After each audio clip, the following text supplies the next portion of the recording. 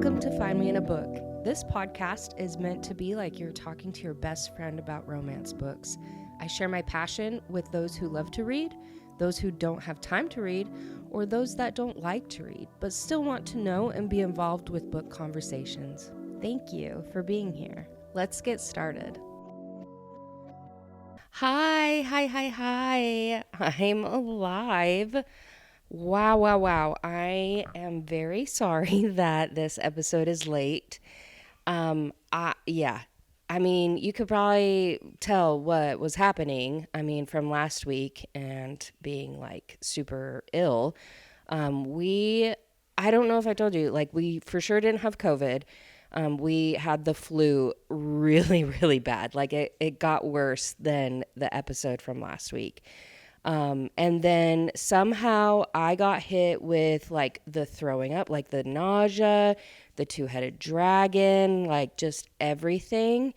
And the husband had like congestions, like all that. Thankfully I didn't get congestion and like the head cold type stuff.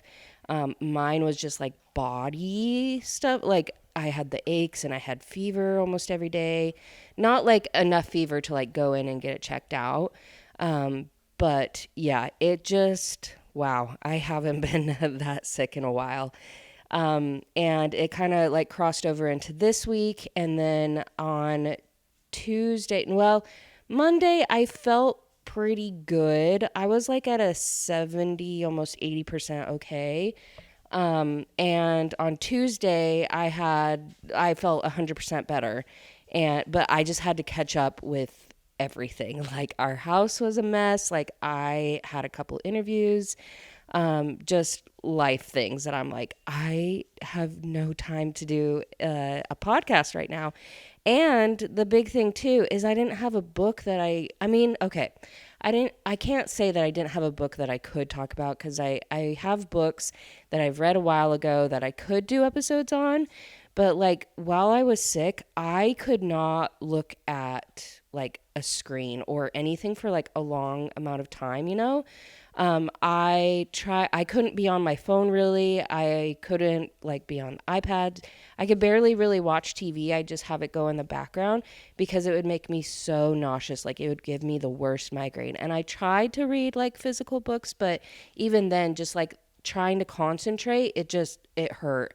So I had to take a break from reading and it was weird. It was weird. Like I wanted to read so bad because I'm like, well, I'm sick. Like it's the perfect time to read and just to like, just constantly just like sit in bed and read. But I could not. And it was awful. So then I did create a post on Instagram with my current TBR. I did my top 3 books. And I chose one of them that I was going to read and do for this episode. And I'm glad that I did because it was a pretty quick, not as quick as some books, but it was a very cute, just pure romance book. Like it fit all the boxes that I wanted. It was sweet. It was adorable. It was funny. It was just everything that you could want in a cute little romance book. It was in there. And I was like, this is perfect. This is the perfect book to start back into my reading. So I'm glad that I did read it. I did want to update you guys because me and my sister decided that we're going to do this. I don't know when we're starting, but we are going to read all of the Sarah J. Maas books. Like I've read, of course, all the Court of Thorn and Roses, but I haven't read the other 2 series. Well, I kind of take that back. I've read Throne of Glass, just the first and half of the second book. That's it. And then I got bored and I moved on. But that was like a couple years ago. And so now that I think it's like the 3rd book in the Crescent City or that series like is coming out in the next couple days. I'm pretty sure. So I want to know what everyone is like hyped up about. And like she had great A Court of Thorn and Roses books. But we are wanting to go in the order that people recommend, not like the actual order of the books, like the ones that people are like, I guess they call it tandem reading. I think that's what people call it when you like read a couple series at a time. Like that's what we're wanting to do. We're wanting to go in the order that people say the book should be in. So I'm excited to look more into that and to get it started. Again, I don't know when we're going to start doing that, but I know that we both want to because, yeah, we've both read the Court of Thorn and Roses series, but we haven't read the other ones. And I'm going to do episodes on them too because I haven't ever done episodes on the Court of Thorn and Roses. I guess I could call it ACOTAR. That's the acronym that people use, which is fair. It's much easier to say that instead of like the long-winded title. So yeah, we are going to be doing that, and I'm actually pretty excited, but I'm nervous. And yes, according to last week, I was supposed to be doing the book from Flesh and Fire, or The Fire and the Flesh. I was supposed to be doing that this week, but again, I just couldn't focus on my notes and couldn't concentrate. It was too much. So pushing that off once again, but I will be doing an episode on it. I promise. Like I really want to do that. Now that I'm feeling much better. I still have my cough, but I'm feeling so much better. So I'm hoping to get that good. And then yeah, I've been doing some interviews. I think I want to get a job again. I have mixed feelings about it. Like I am glad for this time. I think it was like 6 months that I haven't had a job. I'm so glad that I've had the 6 months just to kind of like refresh who I am and what I want to do and really like kind of dive into the podcast, but not as much as I thought that I would. Like a lot of different things just like changed my mindset. So I am still trying to figure out what I really want to do. But I think I want to get a job. I really like the structure of having a job. But I probably will like kick myself like day one. I'll be like, why did I want to do this again? I don't know, TBD, just putting my fillers out there. And then next week I am flying to Idaho again. My sister-in-law is having a baby shower, so I want to be there for her. And yeah, just excited for everything. I realized that I already have like 4 concerts booked for this year. Me and my sister are going to Tim McGraw, and then later on we're going to Gary Allen, which if you love 90s country, I mean, Tim McGraw and Gary Allen, like they are it. I would love to see Garth Brooks eventually. But yeah, so anyways, those 2, and then I'm going to see Noah Kahan. I don't know how to say his last name, but I'm going to see him in June, and then in December I'm going to see Taylor Swift in Vancouver, and I'm so excited. I'm going with my best friend Kelly. I love Taylor Swift. I am a Swiftie hardcore. I mean, not hardcore, but like I love her. I love her songs. I love everything about it. So if you didn't know that, there we go. So that is, some fun plans to look forward to. Yeah, let's talk about today's book. So we are going to be talking about In Your Dreams, Holden, Rhodes. It is by Stephanie Archer, and I didn't super look into it, but this is the 3rd book of a series. It's the Queen's Cove series. These are standalone, so you can easily read them on their own. You don't have to read the other ones, which that's apparently what I did. I read the 3rd one. I will read the 4th one. I don't think I'm going to read the 1st and 2nd one just because I kind of know the characters now and I don't feel like I want to go back and read them. I don't know. I might change my mind after I read the 4th book. But they're of like 4 brothers, and this is the 3rd brother's story, and then the 4th book is of the 4th brother's story. And something about just like the summary of this book or like the description just really like captured me. I was like, oh my gosh, okay. So you're telling me I could have small town romance. I could have grumpy sunshine. It is a pretty funny book as well. And it's very sweet. And it's the trope of like, she wants to help him find his wife. But along the way, they fall in love, of course. And so then she's like, I don't want to help him find his wife. So it's like those tropes that are just so like tried and true, pure. Like Stephanie did nothing wrong in this book. I loved every single part of this book. Like the spice it was like a 4 out of 5. Like it wasn't a crude spice or like an overly descriptive. It was pretty descriptive. But I felt like that added really to like the spice and to just like I don't know, like it was so good. It was flames emoji.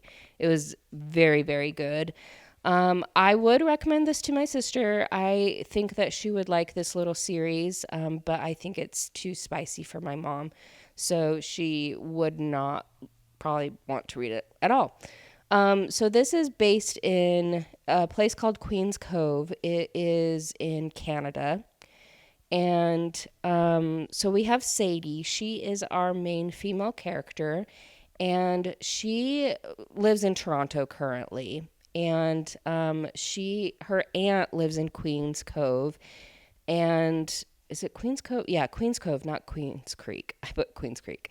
But Queen's Cove. And she went to visit her aunt. I don't know if she did like a couple summers or if it was just like the one summer like 15 years ago. And her aunt owns an inn there. And so when Sadie came, she was just kind of like around the property. And Catherine, who is the aunt, her best friend is Elizabeth, and Elizabeth has the 4 sons. They're best friends, and so Elizabeth is Holden's mom, and Holden is our main male character in this book. So when they were teenagers, he was mean to her, of course, and she was reading her magazines on the porch one day. She went inside, came back out, and they were like soaked, and he had like sprayed water on them and like ruined them.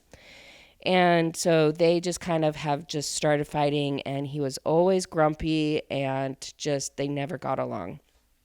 So she comes back because Catherine had passed away, and she was really close to her, and so she came back for the funeral, the celebration of life.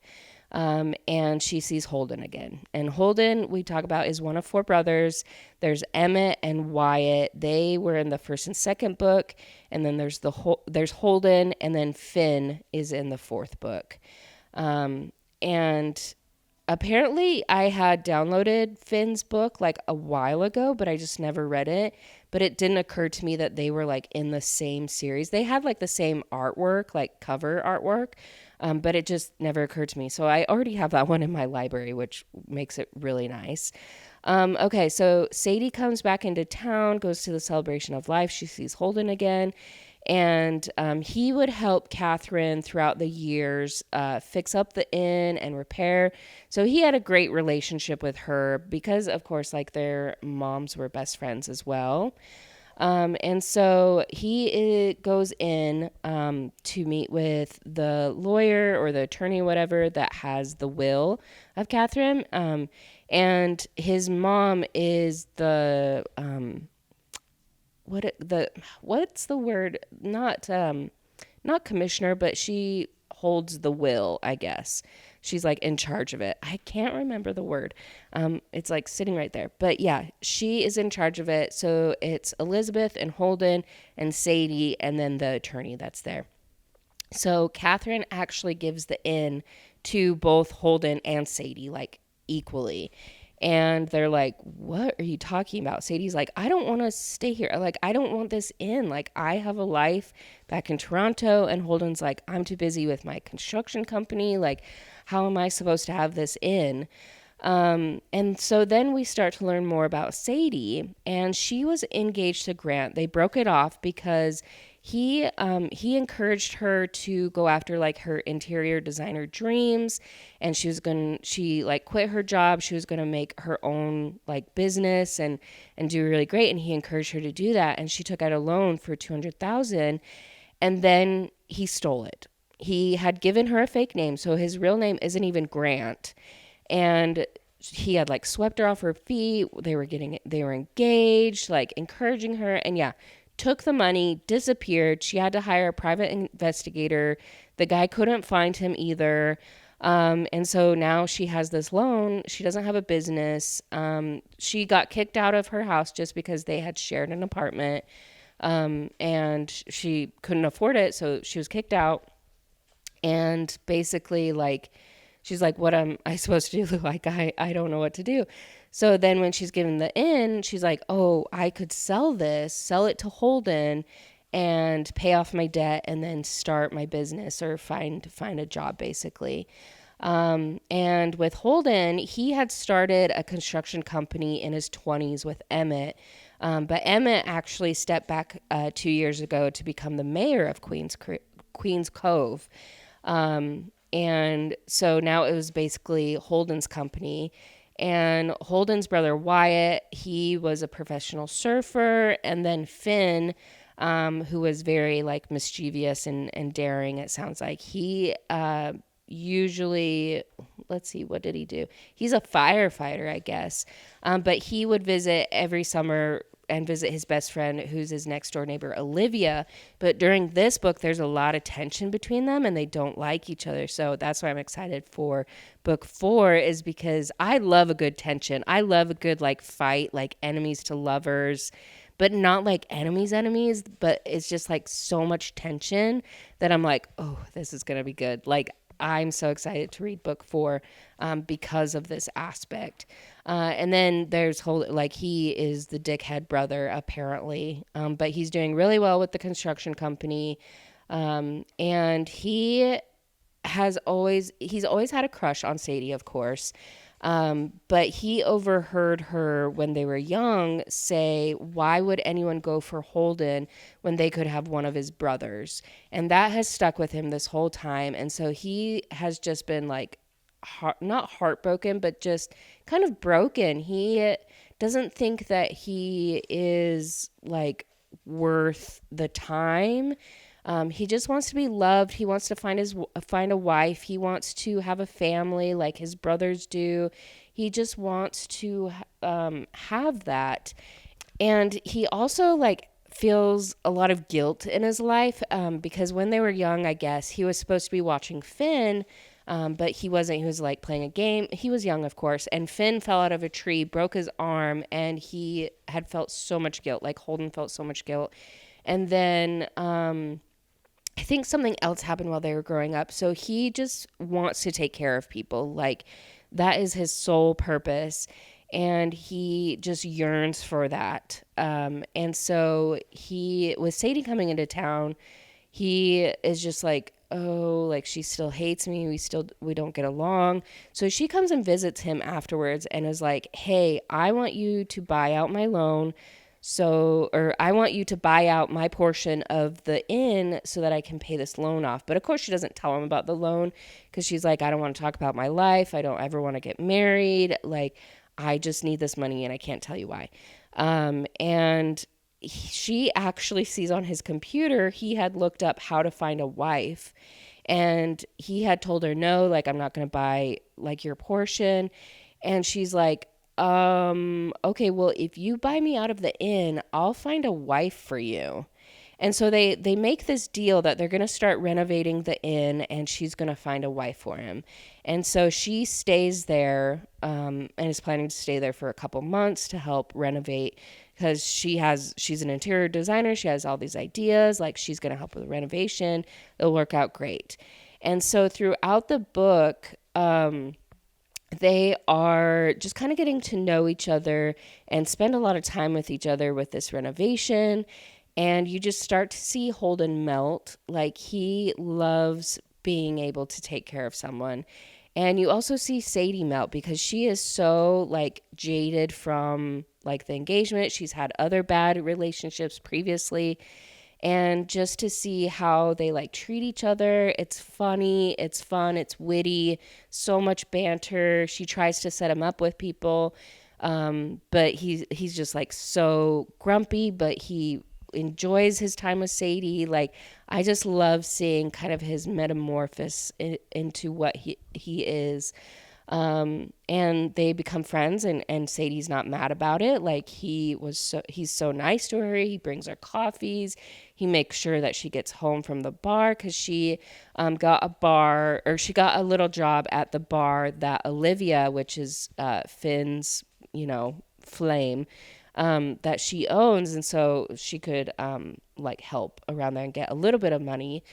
And we also find out later, of course, why he sprayed the magazines. Because I guess when he was young, like he saw those covers and they were designed to make you feel bad and that like you weren't enough. And he's like, I didn't want you to think you weren't beautiful.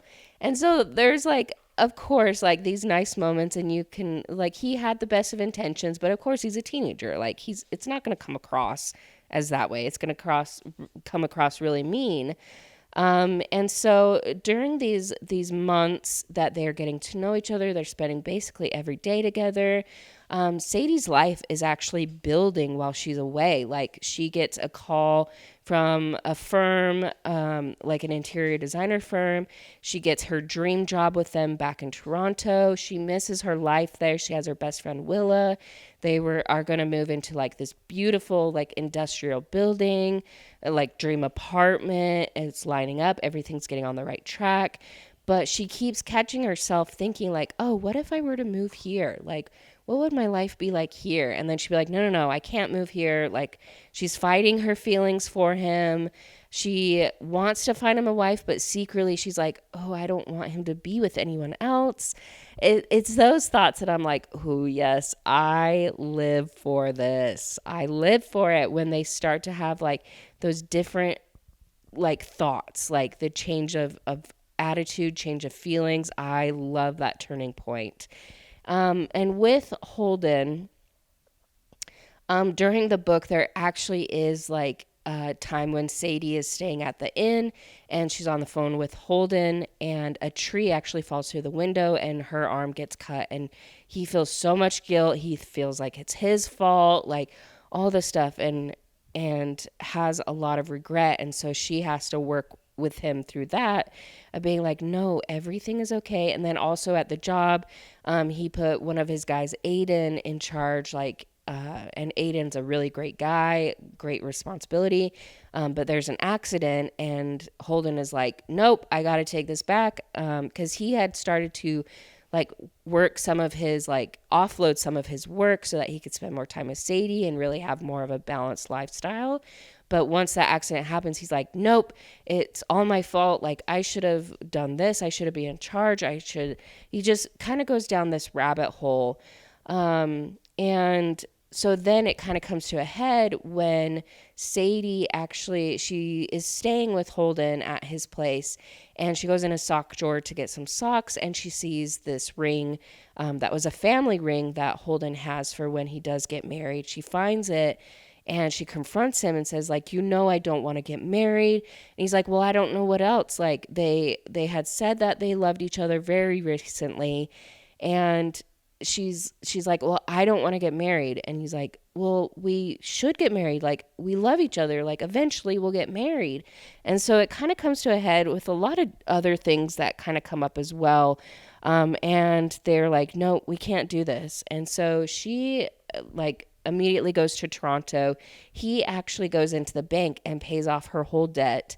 And they're not talking. Like, they are both so brokenhearted individually that they're like, nope, he wants to get married and I don't want to get married. And he's thinking that he's not good enough, that she doesn't want him. And yeah, it's kind of like heartbreaking in general. And so that's when one of Holden's brothers is like, tell me what happened. Like, let's talk this through. And so Holden tells him, he's like, hey, I hate to break it to you, but really it's just a piece of paper to get married. Like, it's just a piece of paper. It's not like a one size fits all solution. Like, it's not about signatures on a paper. It's about like waking up every day together. It's about like making dinners for her and listening to her talk about her day and just like all these super sweet things. Like, getting married is what you make of it. It's not, yeah, it's just a piece of paper, basically. And so he's like, oh my gosh, like, why? Like, she is willing to make all these changes for me. Like, she is choosing me. Like, she doesn't want to live in Toronto. She wants to live here. She's giving up her career, like, her dream job, her dream apartment. She's giving that up to be here. Like, why wasn't that enough for me? And so in the meantime, like behind the scenes, it's about to be New Year's, and it's New Year's Eve, and they're at this party. It's Willa and which is Sadie's best friend. So it's Sadie and Willa, and Willa's like, I've just seen like how sad you've been, how brokenhearted, and so I actually flew Holden out so that you guys could talk. And so then Holden shows up and they're like, oh my gosh, I'm so sorry. I'm so sorry. And he tells her, like, if you want to stay in Toronto, I'll move here. I'll move anywhere for you. And she's like, no, I want to move there. I don't want to be anywhere else. Like, I don't want to be without you. Like, we can get married. And he's like, well, we don't have to get married. So they're like compromising because they're like, I just want to be with you. Like, I just love you so much. And it just is like, ugh. Like, I enjoy books that are kind of cookie cutter like this because it's not like super playing with like your emotions, and like there isn't like a really big like cliff between them, you know, like something big happening that they're like, absolutely not, we can't be together. I enjoy like the little ones where it's just basically like, oh, you're right, like we can do this. And I believe I've talked about this before, that I have a hard time with books. It doesn't happen in this book, but I have a hard time with books that play on like your jealousy. Like there's another person in the picture or whatever. Like this is kind of going to be a spoiler of Iron Flame, just like a little mini one. But there is a girl in there, her name is Kat, and she previously had a relationship with Zayden, or kind of like a sexual relationship. And she comes into play and kind of makes Violet like jealous. Like those type of situations, I hate. I hate feeling that. It makes me so angry.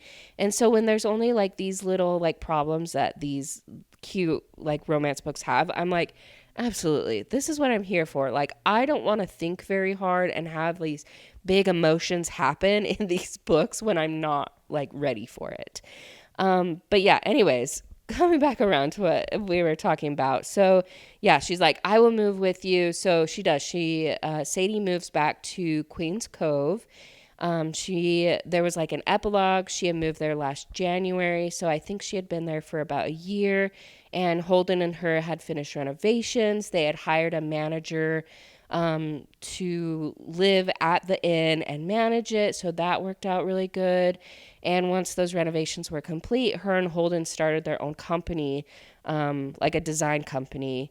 And he had promoted that Aiden guy to be a partner of the construction company and hired another person to help run the business on the side. So he has got that work-life balance figured out, which is so good. And they have come together. They just get married. And they actually, the year before, Grant, who was her ex-boyfriend that stole the money, he was actually arrested trying to cross the border into California. So that problem was solved. And he had only spent about half of what he had stole from her. So thankfully she got back some of it, because she wasn't going to get back any because they couldn't find him. So yeah, it was just like the perfect little book. I really enjoyed it. Really enjoy like Stephanie Archer as an author. I believe I've read one other book from her. It was a hockey one, I want to say. I think I did an episode on it. I need to look, but I really enjoy her writing. So I'm definitely going to start on Finn's book today, because I do really like series that are a part of a family. Like the Four Brothers. Like I love, especially if I love the writing of the author and I love the family dynamics in the first book, then I'm like, yes, I'm hooked. I want to know everything about this family. I want to know each individual. I got to know this. And so maybe I will go back and read the first and second book just pretty quickly. But I enjoyed the town that it's set in. I enjoyed the characters. There is like a really funny plot, little plot in there, having to do with like an alien dildo. It's very, very funny. It brings out the spunk in the little town. There isn't any like big like town, like the little town characters that are super funny and nosy. There isn't any in this book, which is interesting, but I also enjoyed that as well. Just yeah, the whole dynamic, how you see the characters grow, how they're vulnerable, just everything. It's just a picture perfect little romance book, and I absolutely loved it. Steamy, spicy, and just perfect. Grumpy Sunshine, I love a good Grumpy Sunshine. Love that trope. So yeah, I definitely highly recommend this book. Definitely pick it up. I just got it on Kindle Unloaded, which was really nice. So yeah, definitely pick that up. But yeah, I appreciate you guys holding out for a couple days past when I usually post. It just, life. Life just happens and you can't really do anything about it. So very grateful for you guys. Definitely follow me on Instagram and TikTok. All the social medias, wherever you listen to this podcast. If you could rate and review, that helps me out a lot. And yeah, let's just do this. Let's get through this. Is it still January? It's still January. I feel like January is the longest month. It's crazy. But anyways, I will talk to you guys next week.